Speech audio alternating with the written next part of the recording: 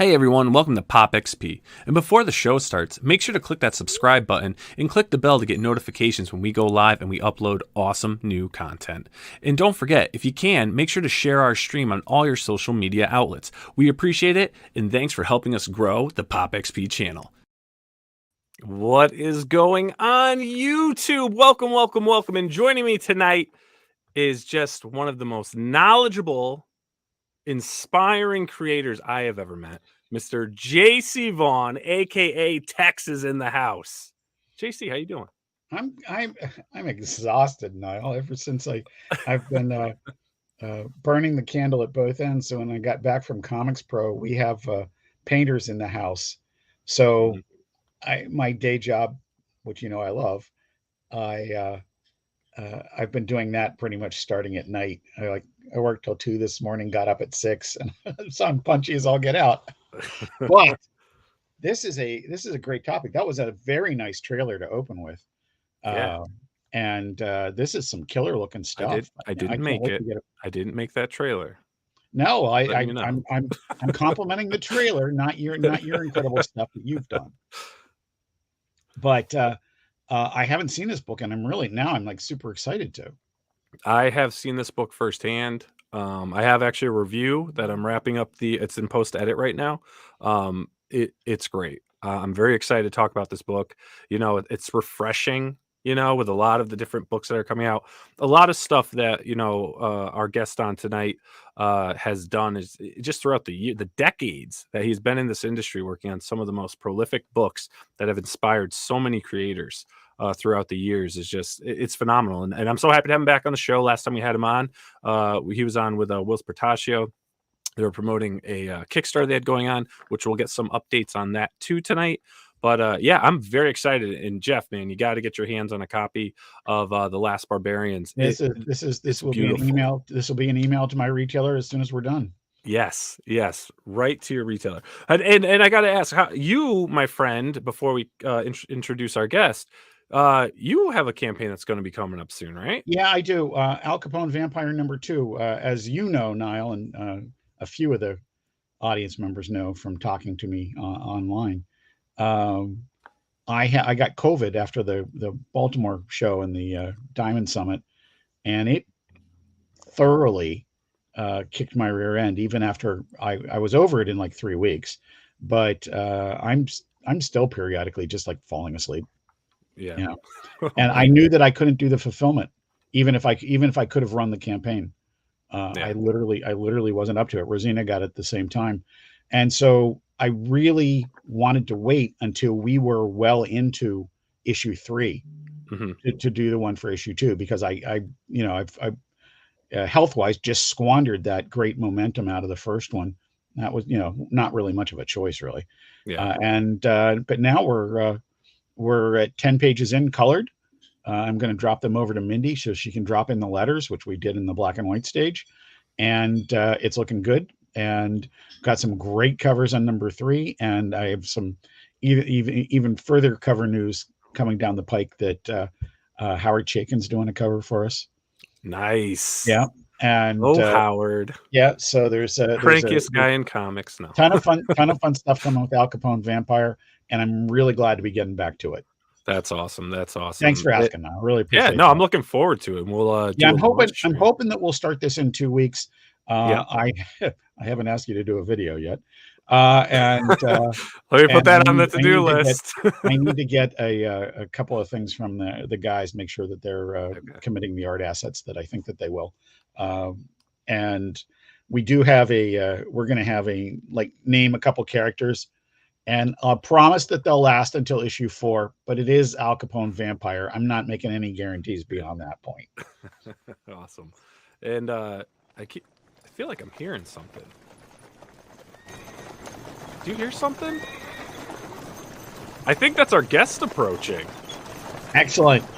Sounds like the barbarians are approaching here, JC. Without further ado, everyone, please welcome Mr. Brian Haberlin. Hey, everybody. Welcome, sir. Thanks for having me on, guys. Hey, welcome back. Welcome back. Very excited to talk about the book, catching up with the Kickstarter, your successful Kickstarter you and Wills had. And man, just so how's everything been, Brian? What has been the life of Brian lately? Well, I saw JC out at Comics Pro. Yep. So we were out in Pittsburgh together with lots and lots of retailers, and it's very interesting because I don't know a bunch of your viewers know what Comics Pro is, but it's the largest retailer organization in the United States. Usually I've been going for the last decade plus, I guess, and you go and you show your stuff coming out to the retailers. You have these roundtables. It gets a little tiring. They are 10-minute pitches back to back, and you have 18 of them one day and 18 of them the next day. Wow. I was there as an observer for Gemstone. I've done those same kind of roundtables at the Diamond Summits before.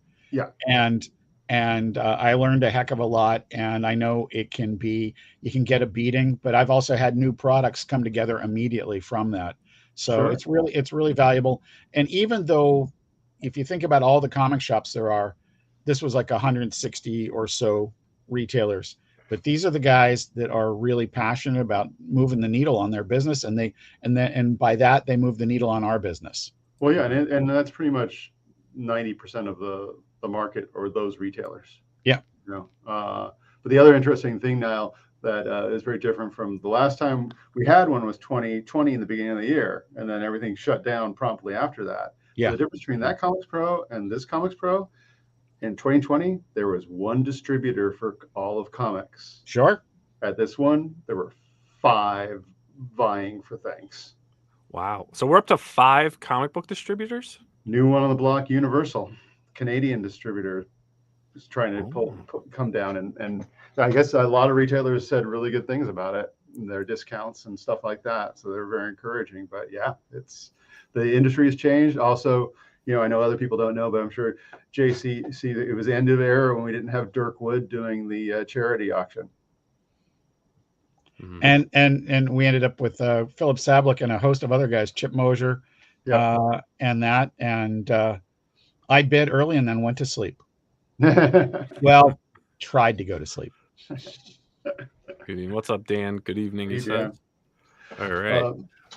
But yeah, so I'm really excited. We got Barbarians out. It sold really, really well. A lot of people saying really nice things about it, which is great. It was something that I had my assistant bring in. It's like I have been playing D&D since 1979, and you can see the ancient D&D. That's awesome. The minifigs, yeah. Minifigs here.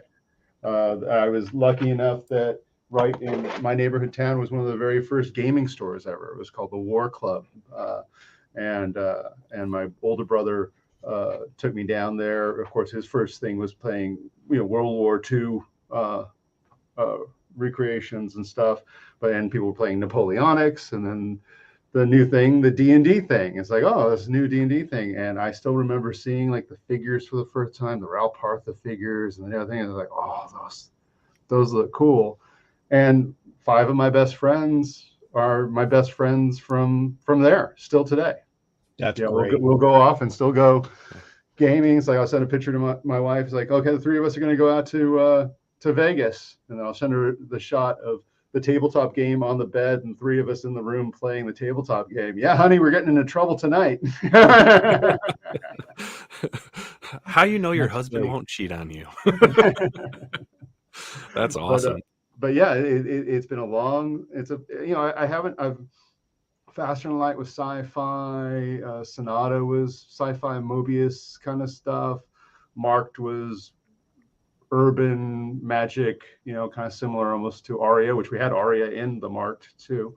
And Hellcop was fun sci-fi. So it's like, okay, let's scratch that fantasy itch for the first time. Yeah.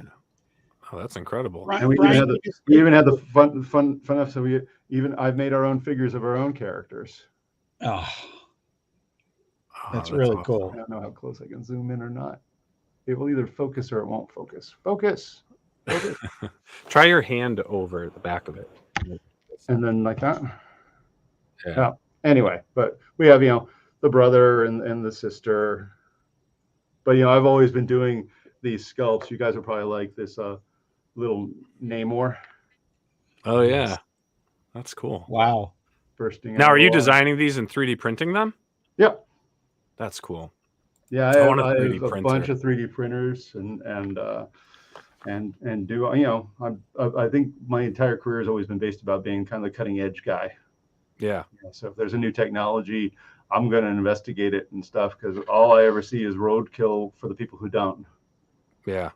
Yeah. Now, with the book we're going to talk about today, The Last Barbarians, I mean, obviously we know the influence of the book with what you're just talking about. So I kind of want to jump to this question, just because, in the world of creating it, you can make it really as immersive as you want. Now, would you be maybe thinking of, accompanying a true game along with this comic book series?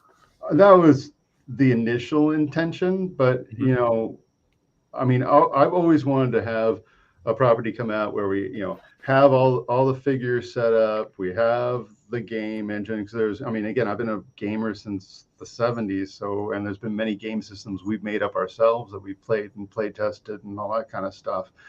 And, the intention was to do something like that, but things get in the way. It's just like, okay, the priority is getting the comic done.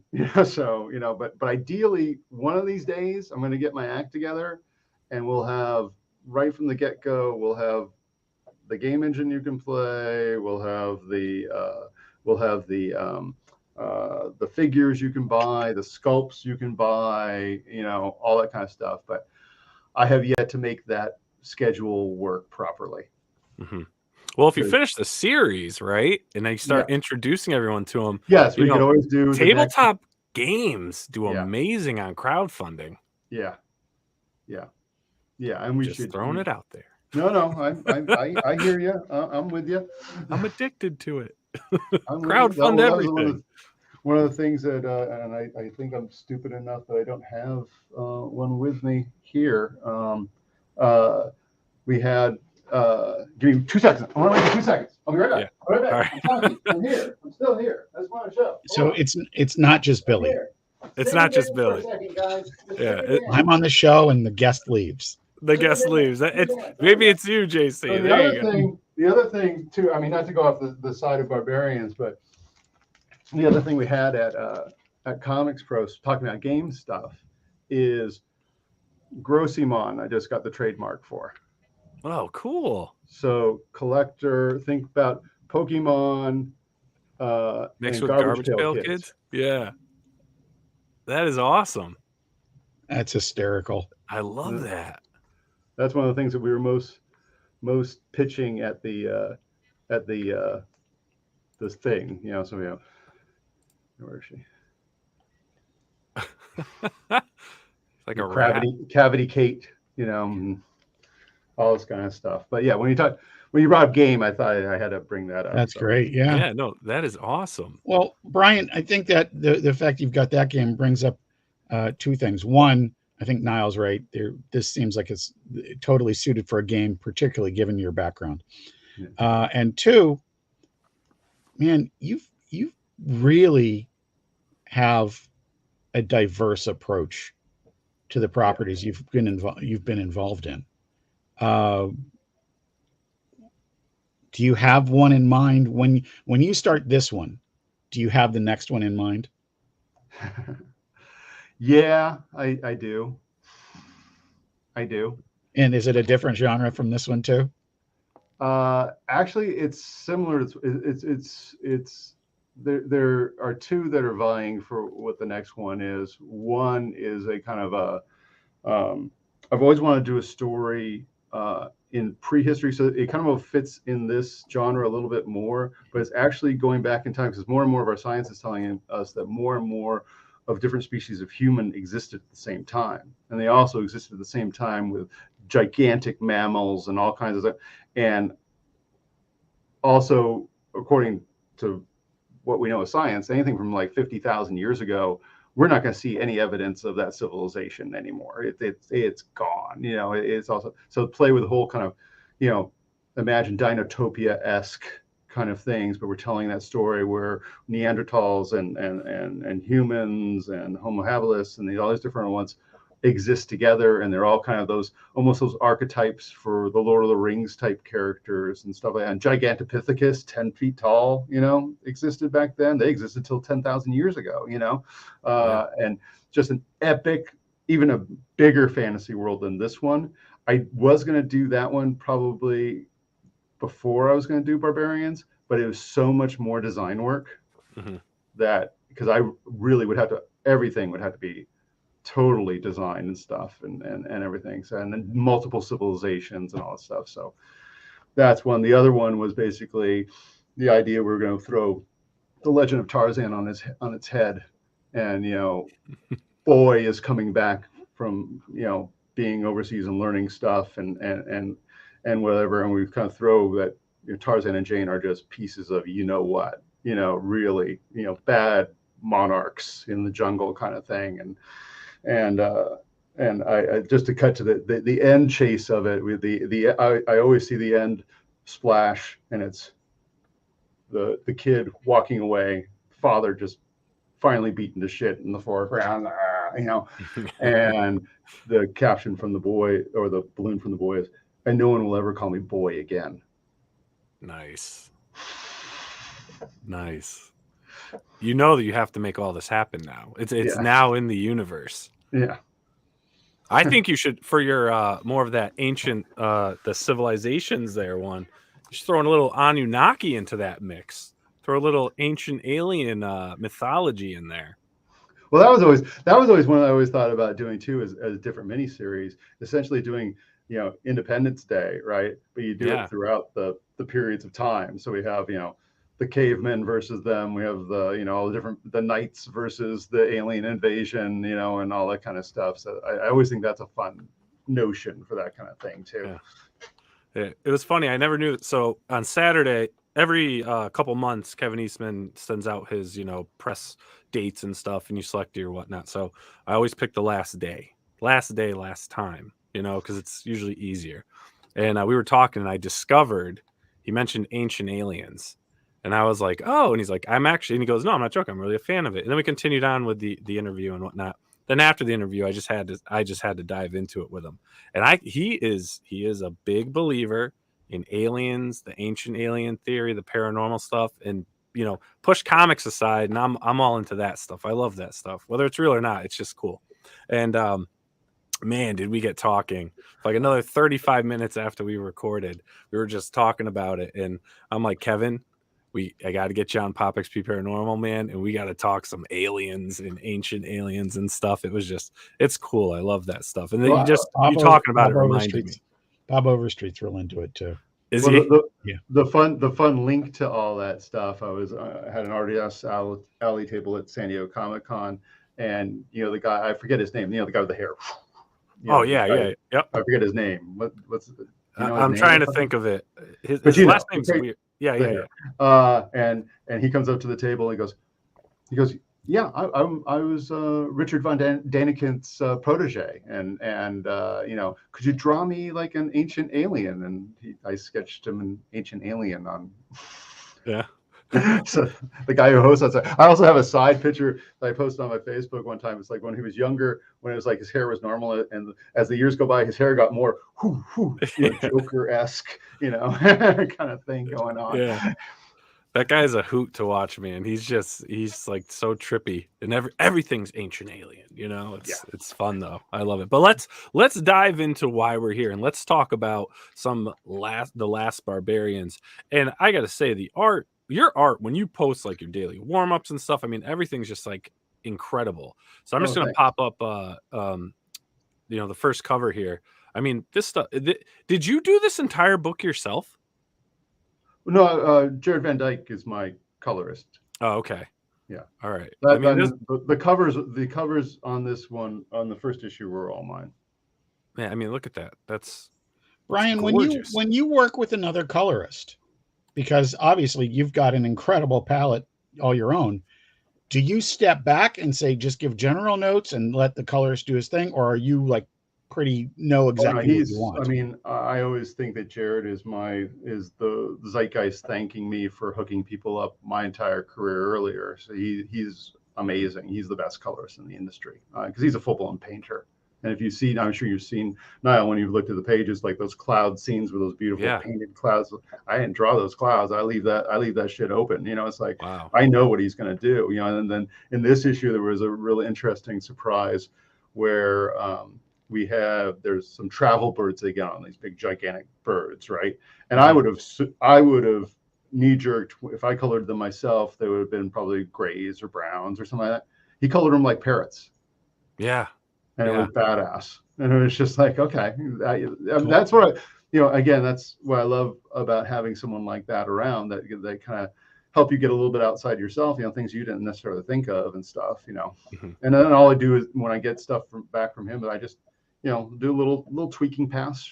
It usually takes me a day or half a day to go over all the color once I get it, and quite often I don't really do anything to the page other than maybe, okay, that's going to print dark, I'll lighten that up a little bit, and that kind of stuff, But I still get, all the buddies still call me up every once in a while for favors to color stuff. It's like Sylvestri called me up a few weeks ago for a favor. It's like, I got this pitch thing, I need someone to color some stuff, and it's like, you got me in the industry, buddy, I'll do it. We just and it's like, and I like it because it's like, when I deal with Todd and Mark and stuff and those guys with that stuff, it's like the old school comics. It's like old school comics. It would just be like, okay, I'll do you this favor and then you do me a favor. It's like, and Mark like, yep, cover, you got a cover, you got whatever you want, da da da da. And it's like, I miss those days because those days don't seem to be happening as often as they used to be. I can tell you, trying to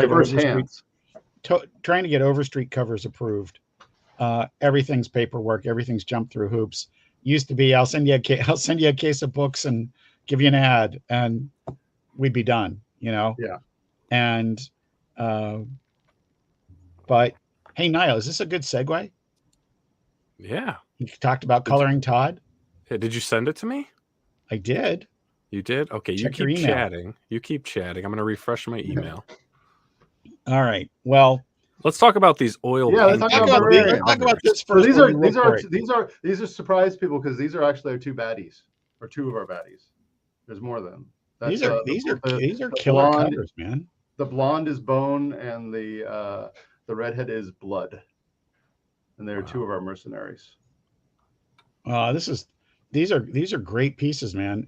Thanks. What's great about it is, I do believe in the adage, you can't judge a book by its cover, but this makes me want to read it. It does. These covers, really, like if you were walking in your local comic shop and you saw any of these covers, you would be like, what is this? Like, you would flip through it just because the covers are really badass.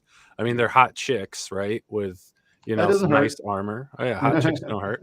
And I mean, they're just cool. I just love it because you're talking barbarians, right? And whenever you look at, obviously when you go that far back, it's a bit different. But still, when you look medieval ages, and before that, with the oil paintings and stuff, you guys kind of capture those essence of that, Oh, thanks.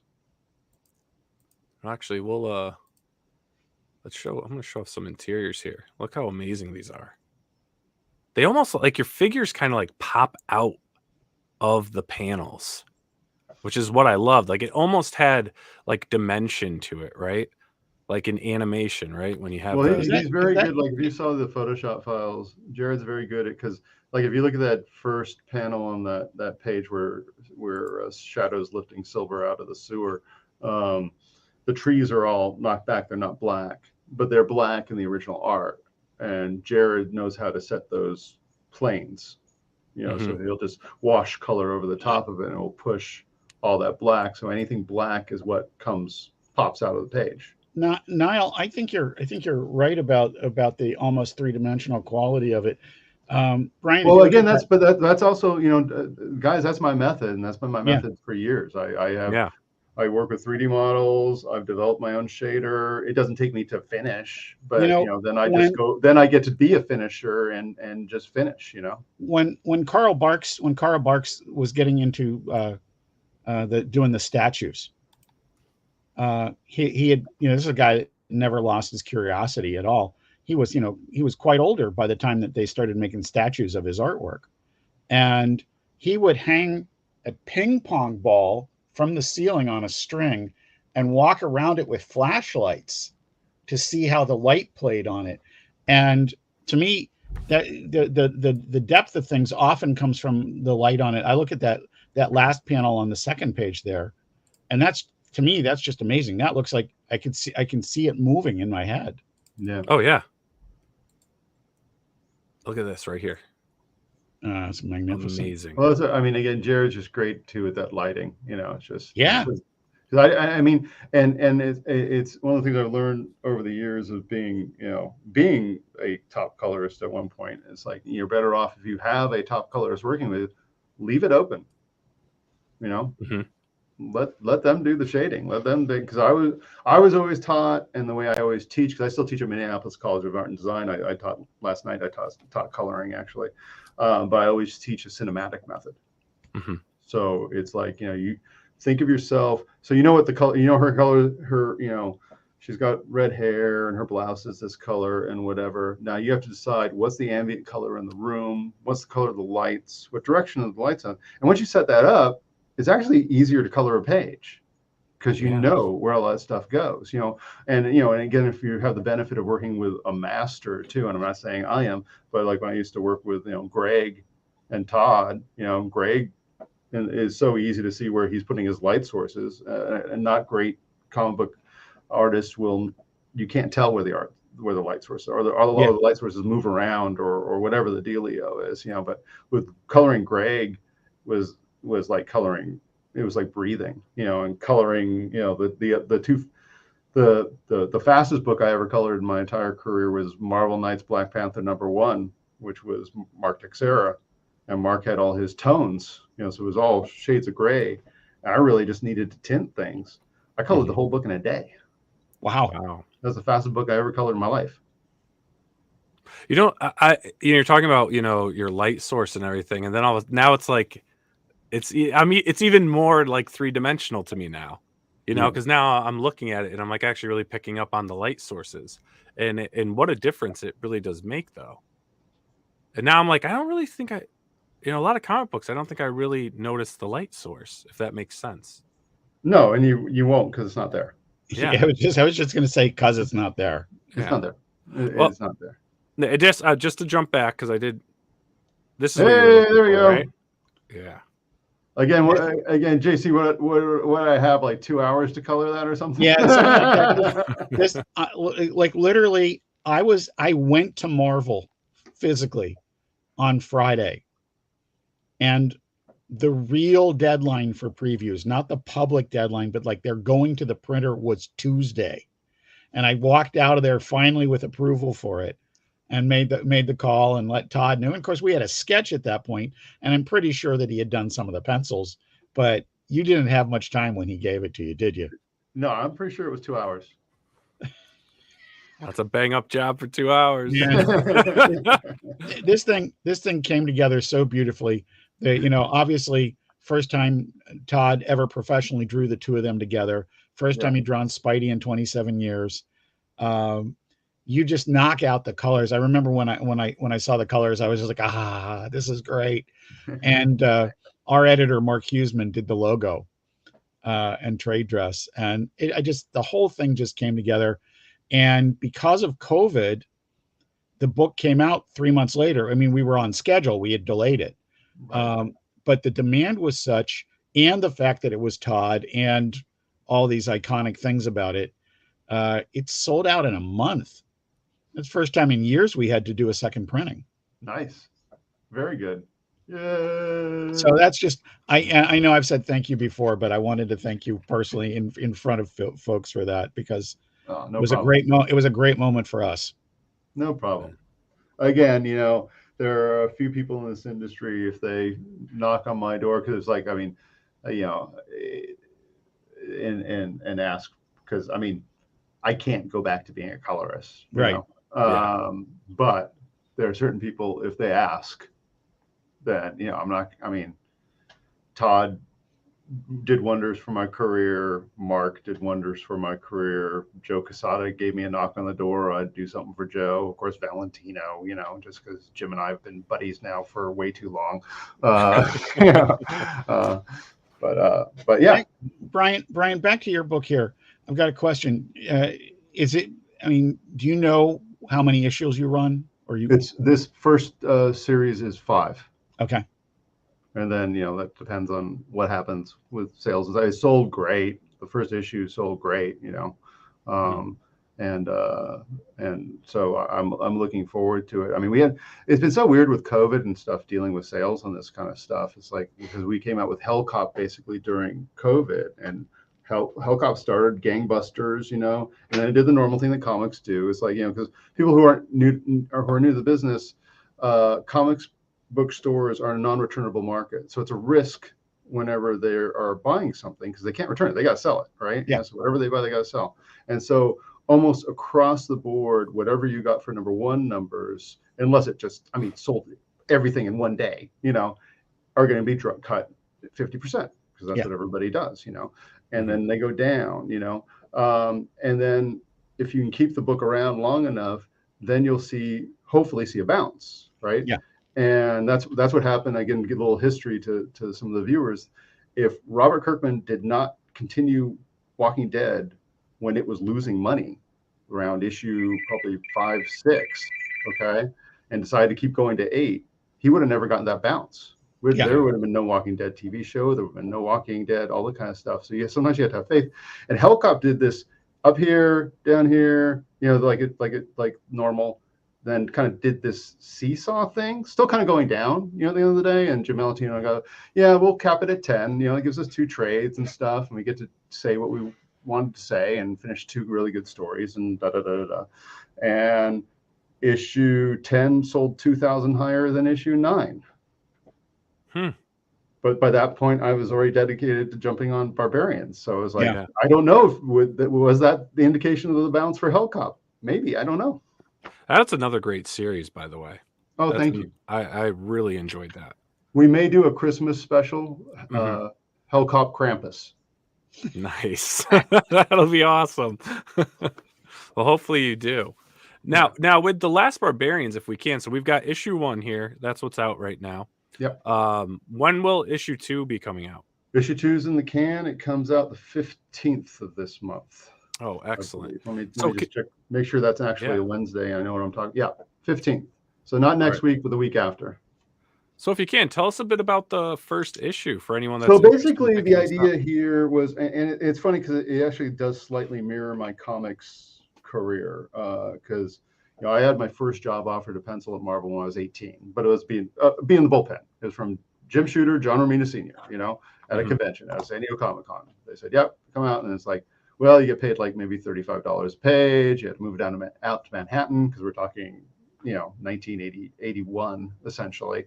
No internet at that point, and it's like, I don't see myself wanting to starve in New York, so I went to film school instead, and worked in television. After that, I worked at Lorimar Television and drama series and comic series development, and then current programs. Worked on shows like Lois and Clark, Knots Landing, Family Matters, Perfect Strangers, all these kind of things. But I realized I didn't want to be a television executive, and so I was always developing with the computer all these new techniques of doing things, like digital inking, working on pencils, coloring a new way, all this kind of stuff.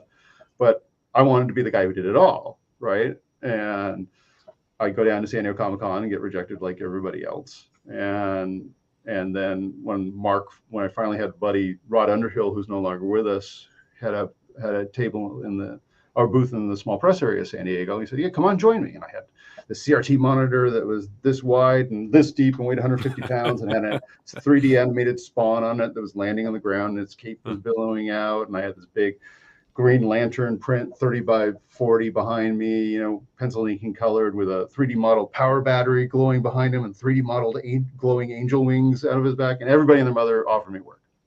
But it was like, you have to pick one of the things that you want to be. And Mark needed someone to start his computer coloring department. So I didn't get to do until much later, writing chores on Witchblade, and she can't go in there going, I can do it all.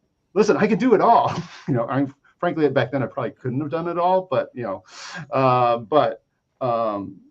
and Sylv, our hero in this, the whole world of Nith is really based on a guild structure. So as you come up, you have to decide: are you going to be a warrior? Are you going to be a mage? Are you going to be whatever? And you can't do more than one.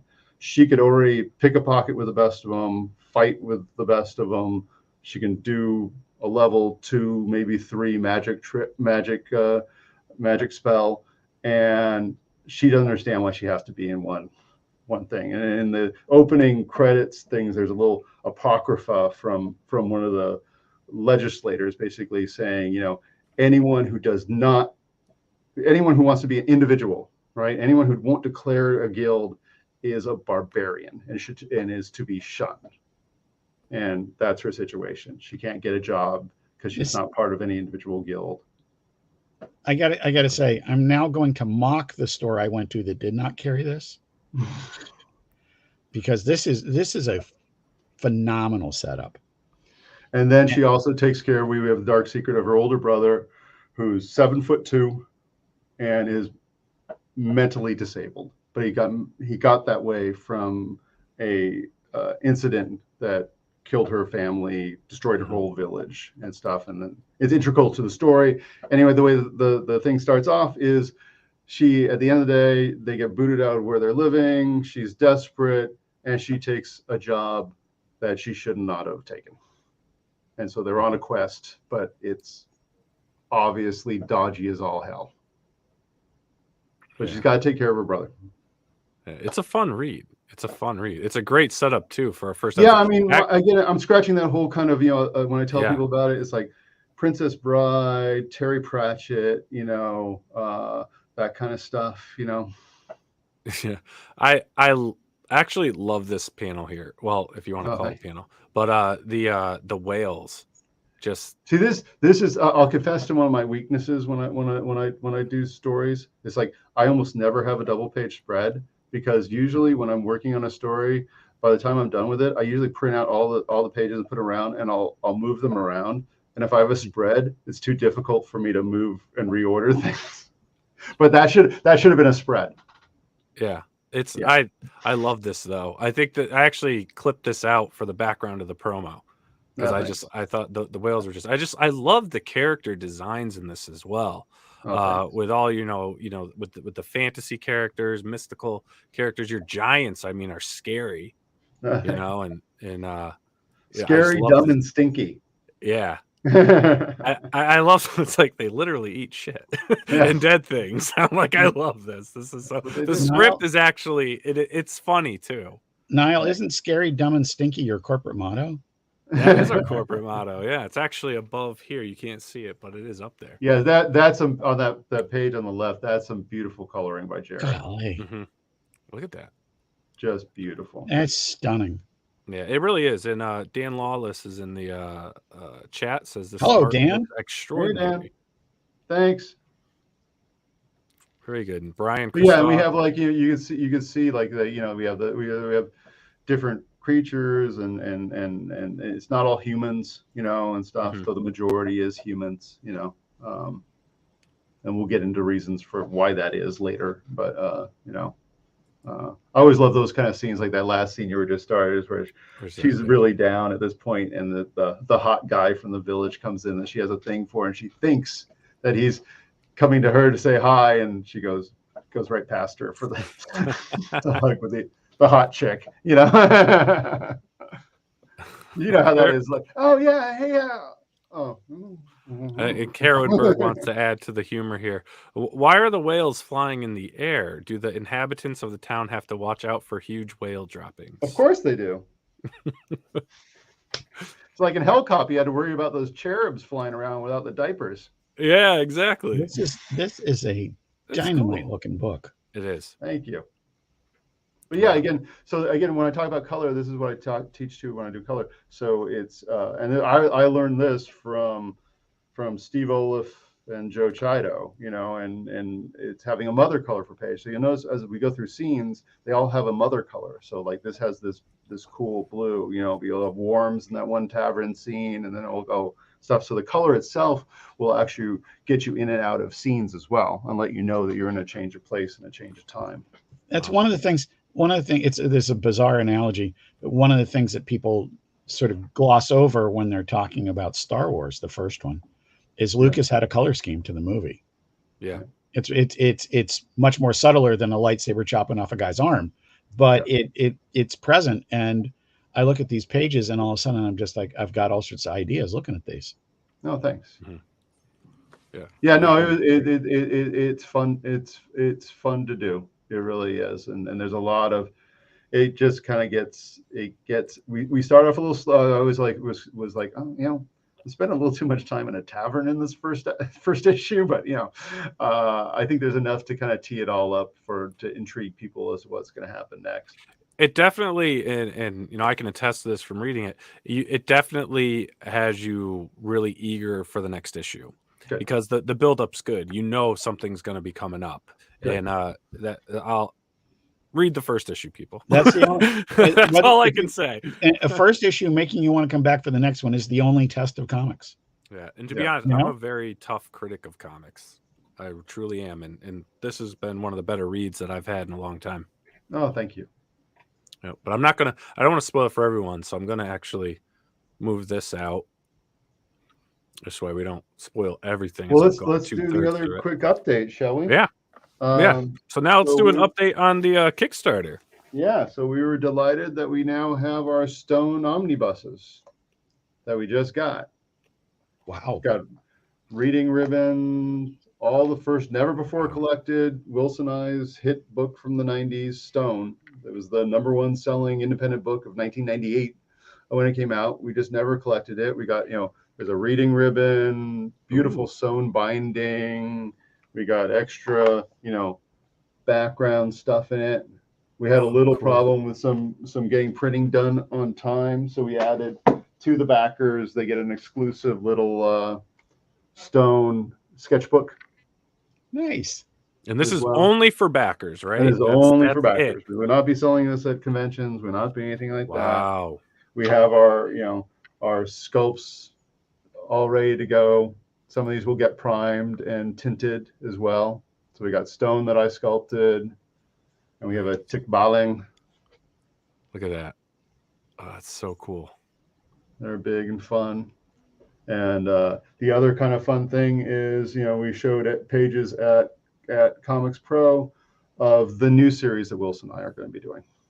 Oh, which wow. should be at the end of this year. So we're picking up the story 20 years later with Jerry and his son. And there's going to be a little bit of a changing of the guard. And if people don't know what Stone is about, the simple log line is this: imagine if Chris Hemsworth was really Thor and didn't know it. And so we have Jerry, who plays Stone on a hit TV show.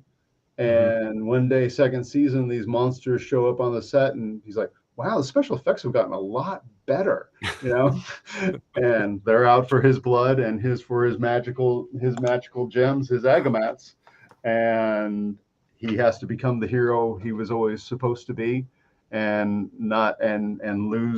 lose being the asshole Hollywood guy that he starts out being in the middle in the story. Wow, that's good. It's all Filipino-based legends and stuff. So in the miniseries that'll be coming out at the end of the year, we have Neil Yu doing covers, Jay Anacleto doing covers. We have Philip Tan, even though Philip Tan's Chinese, Filipino. He was raised in the Philippines. And Steven Segovia, and of course Wills. And I'll probably sneak in a cover myself and just pretend I'm Filipino. Very nice. Oh, Jesus. Who let the dogs? Oh, never mind. I just let the dog out. I just fed her and let her out, actually. Did you now? So all your errands are ran? That's where I'm going. That's where I'm going next, is going home to walk my little dog. Oh, isn't that lovely? Go. Well, that's exciting about the new series. What is that? Are you guys, is it going to be independently published? Are you going to go through Shadowland? How are you guys doing that one? We'll see. It was originally an image book. We'll see. I gotta talk to him some strategy, because maybe the idea would be having. So we just have the hardcovers for this, and we won't be selling these directly too. But I haven't done any post yet for it. Okay. But I think if we did a soft cover with image and then the new mini series, that would probably be a good one too. Yeah. That would be awesome. Yeah, because someone in the chat already said I need to get that Stone Omnibus. Will that be going through like Diamond, the hardcovers being distributed? No, the hardcovers just straight through us, because it was a Kickstarter, so we have we don't have thousands of them. We have hundreds of them, extra besides the Kickstarter. So we're just gonna get those out to fans and stuff, and some retailers want to pick them up, so we have some discounts for retailers and stuff like that. Great. Now you'll start promoting that when they're available? Yeah. Okay, cool. Where would they be able? So really, if anyone's interested in this, that's watching this live, and most likely will be watching this recorded, where should they go to follow you to pick up our stuff? Because we also put out all our store variants and all our sketchbooks and stuff that don't really go out through Diamond or anything like that. On our experienceanomaly.com, you'll see a store tab up top. And that's got everything comes signed, everything comes with certificates of authenticity. If retailers want to get them, there's 50% off to retailers too. So that's where eventually this will go. On the reason why I don't have Stone up there yet is I have to calculate the discounts for multiple copies and do the weighing and stuff. I haven't done that yet. Well, that would be awesome. That would be great. I'll add that link to the description below. Yeah, I was literally just going to ask if you'd do that. Yeah, I'm going to add that in once we're stopped. I'll add that in so anyone's interested. That's awesome. Well, man, and then Facebook I post a lot, and Instagram, Brian Haberlin Official Instagram is where I post all my watercolors and stuff, and I'm sure you guys have seen some of those too. Gorgeous. Thanks. I was like, quick half-hour warm-up, and I'm like, geez. A half hour? What are you doing? That's crazy. It's I know.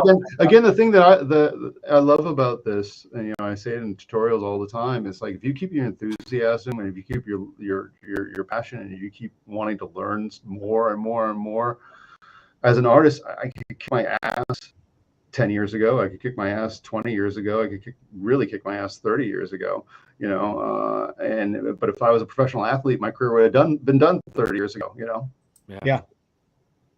And guys, I mean, Bill, you see, he experiments and stuff. There's those other guys that I just always like. I love seeing like Dan Panosian. Because Dan's just gotten better and better and better over the years and stuff. Mm-hmm. It's just wonderful to see, that kind of stuff. I was used when I was younger as a kid, loving comics in the 70s and stuff.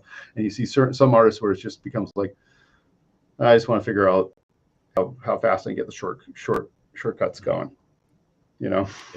And the work is never the same. Yeah, I've said it many times. When you're an artist, it's like any other trade, really, right? You're working with your hands. It's a skill. Same with even like a carpenter or another tradesman. I mean, my dad was a carpenter. He's been a carpenter his entire life. I mean, the guy doesn't need a tape measure, right? He can just it just starts to just flow. Like it truly is an extension of your body, and you get better and better and better and better as you keep doing it. It's great. I love seeing the evolution of so many artists in the industry. It's incredible to see where they come. And I know if Billy keeps at it, he's going to get there. One day he'll be a professional level. Yeah, one day he'll get there. But man, it was great chatting with you, Brian. I really appreciate it. I can't wait to read issue 2. And if you ever got anything else you want to come and chat, please, you're always welcome on the stream whenever you want. Thank you. Totally appreciate it. All right, cool. Guys. I will leave the evening to you guys then. Great seeing you, my brother. Great seeing you, Brian. JC, thanks so much for having me on. Well, being good to see you. Thank you. Night, everybody. I apologize for today. It's been a nutty day.